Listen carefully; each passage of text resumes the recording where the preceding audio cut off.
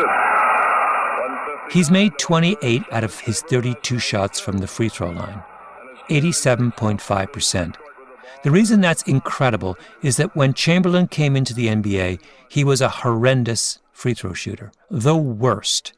Here was a man who could excel at virtually every physical feat under the sun, who could score at will with 2 and sometimes 3 defenders draped all over his body. But put him all alone, 15 feet from the basket, and he was hopeless. He was shooting 40% from the free throw line. That's terrible. But this season, Chamberlain changes tactics. He starts to shoot his foul shots underhanded. He doesn't release the ball up by his forehead. He holds the ball between his knees and flicks it towards the basket from a slight crouch. And all of a sudden, he's a pretty good free throw shooter. He gets up to more than 60%. And that special night in Hershey, Pennsylvania, he's an incredible free throw shooter. He makes 28 free throws, the most anyone has ever made in NBA history. What Rick Barry will tell you is that shooting underhanded is simply a better way to make foul shots. And he knows that because he was one of the greatest foul shooters of all time, maybe the greatest. I missed 10 in one season and 9 in another, in the whole season. To put that in perspective, LeBron James, the greatest player of the current basketball generation, typically misses about 150 free throws a season. Rick Barry would miss 9 or 10. I think I shot 93.5 or something and 94.7, something like that. And Rick Barry only shot underhanded. From a physics standpoint, it's a much better way to shoot. Less things that can go wrong, less things that you have to worry about repeating properly in order for it to be successful. But the other thing is that who walks around like this? Yeah, with their hands in the air. This is not a natural position. Yeah. When I shoot underhanded free throws, where are my arms? Yeah. Hanging straight down the way they are normally. And so I'm totally and completely relaxed. It's not in a situation where I have to worry about my muscles getting tense or tight. And then the shot itself, it's a much softer shot. So many of my shots, even if they're a little off, they hit so nice and soft and they'll still fall in the basket. Bounce. Much softer touch. Yeah. And so you have a little bit more margin for error. Some of those shots that are a little bit offline have a much better opportunity of going into the basket than when you shoot overhand. So Wilt Chamberlain switches to a better shooting technique. It pays off in the greatest basketball game ever played. He's playing the way that Rick Barry proved basketball players ought to play. Then something incredible happens. Wilt Chamberlain stops shooting underhanded, and he goes back to being a terrible foul shooter.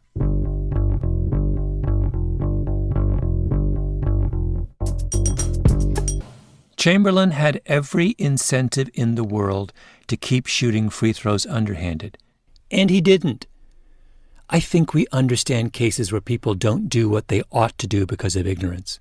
This is not that. This is doing something dumb, even though you are fully aware that you're doing something dumb.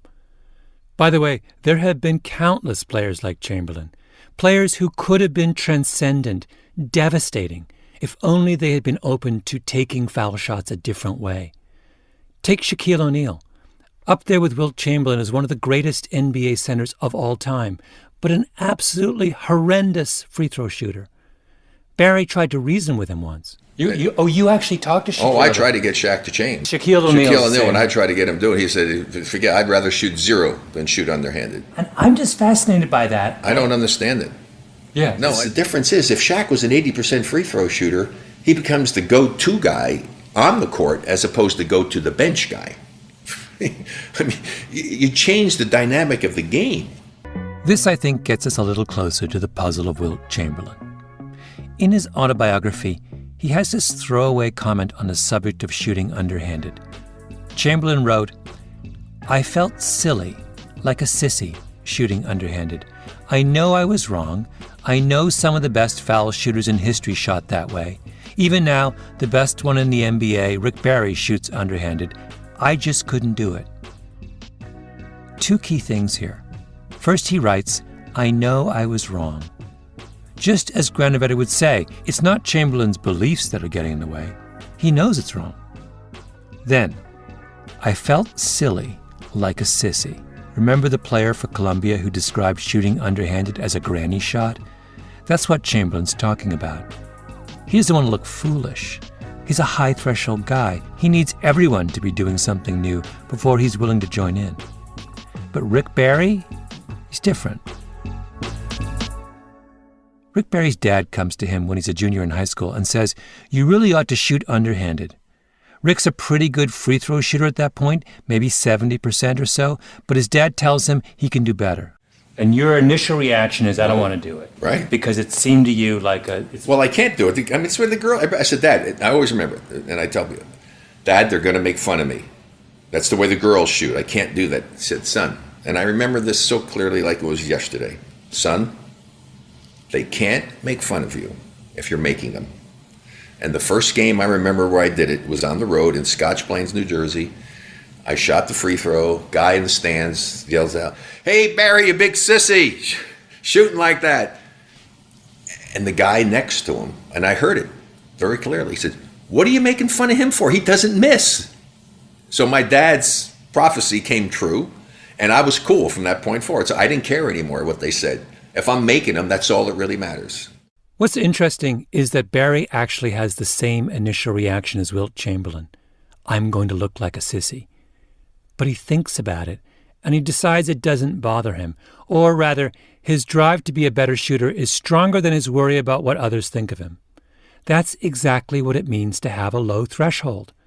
The same mindset that can lead someone to do something bad, like a teenager driving drunk with very little encouragement, can also lead to brave or innovative behavior.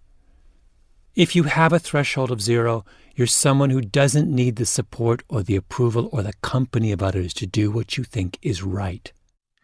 Now here's the catch. The person who thinks this way is not always easy to be around. Barry was never embraced by his fellow players. There were a couple of notorious articles about him in the 1980s, full of quotes like this from a former teammate. If you'd got to know Rick, you'd realize what a good guy he was. But around the league, they thought of him as the most arrogant guy ever. Half the players disliked Rick, the other half hated him. Here's another quote. He lacks diplomacy. If they sent him to the UN, he'd end up starting World War III. Yeah, well, I was about winning. I was about giving my best effort, and I had a very difficult time accepting the fact. I wouldn't accept the fact if a teammate is not going to play his hardest. Barry's been out of the game for more than 30 years, but just talking about basketball made him tense.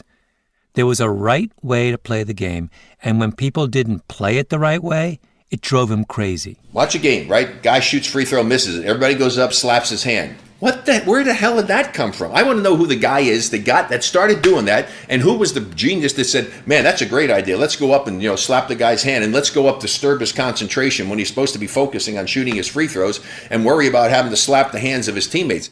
Do you hear what upsets him? The social part of the game. Players paying attention to each other's feelings as opposed to their own performance. Plus the fact that if he misses it, you should go up and smack him in the head for missing the free throw, not slap him on the hands and saying it's okay, because it's not okay. You just cost us a point.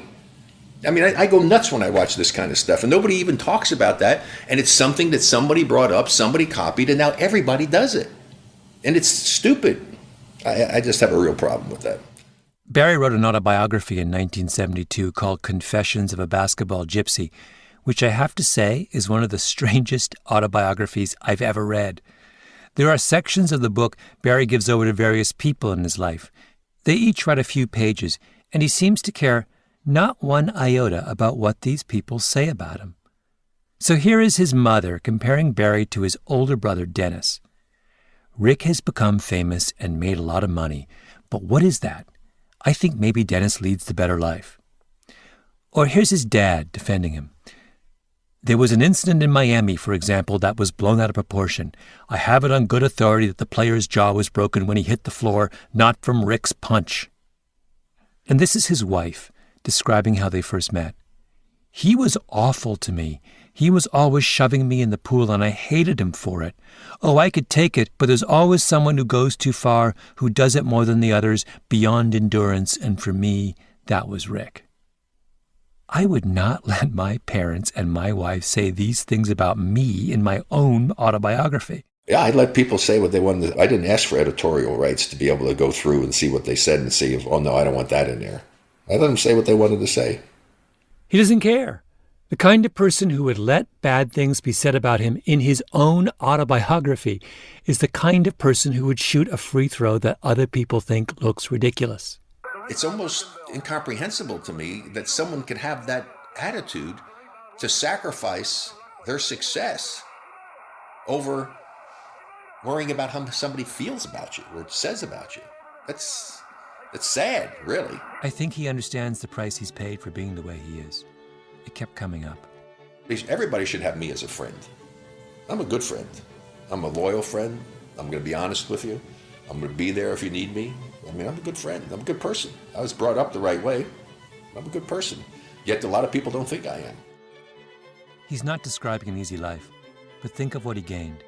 Rick Barry was the best basketball player he could possibly have been.